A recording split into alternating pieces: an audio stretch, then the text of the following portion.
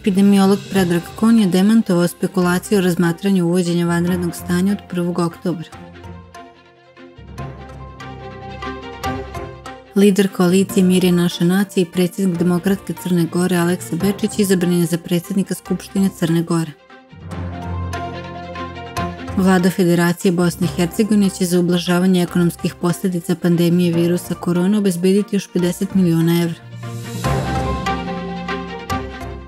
REM je podneo krivičnu prijavu protiv Kristijana Golubovića zbog pretnji koju je uputio starleti Staniji Dobrojević. U Raškoj su carinici otkrili 2 krojačke radionice sa više od 300 trenerki sa oznakama poznatih robnih marki i oko 9000 etiketa.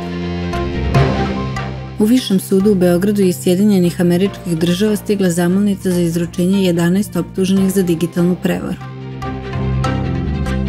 Policija je uhapsila GB iz Kikinde zbog nedozvoljene proizvodnje, držanja, nošenja i prometa oružja i eksplozivnih materija.